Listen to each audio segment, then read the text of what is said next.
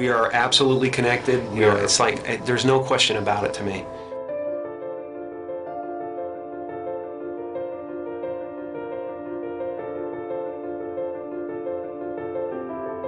There's no separation. That's been physically proven by science. I think everybody's looking for something that they already have. I think the reason that we don't notice it is because we are so distracted by the human levels of our experience. Because you might not actually be what you think you are. The fact that we are already enlightened, we're already complete, and it's just realizing that you're complete. So everything we do to each other, or everything we see in each other, is us seeing ourselves. And yet the one thing that remains is this feeling of existence. I'm not a human being that has consciousness. I'm consciousness that is shaped into a human being. All of us are energy.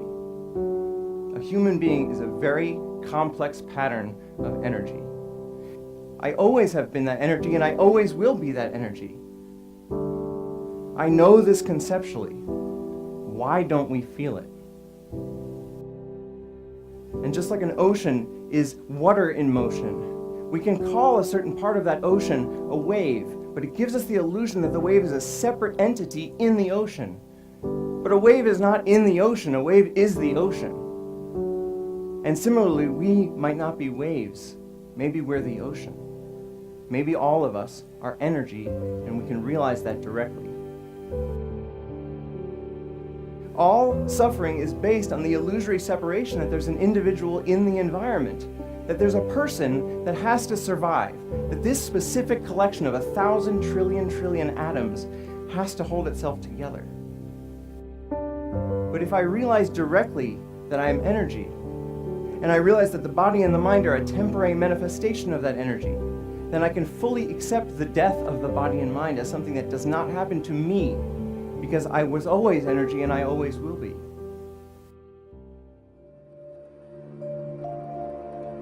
Ego tries to convince us we need to get something, this immortality, that we already possess.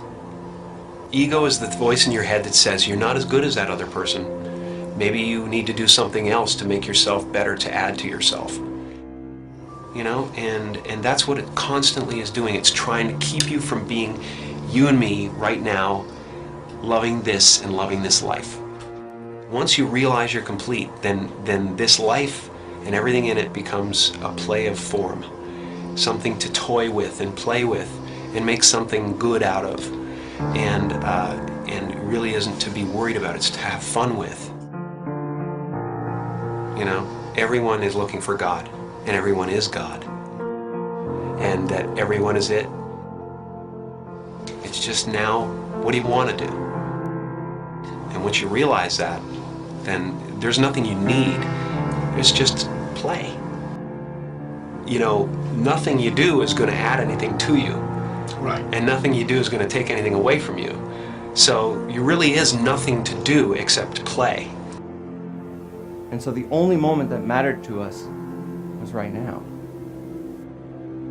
I think this experience is so important and powerful that every religious tradition at its core has been trying to convince us of its importance. And if it's true, if the true end of all human psychological suffering is actually possible, it is the most important thing science could be studying. Maybe it's possible that within our lifetimes we could actually eradicate human suffering.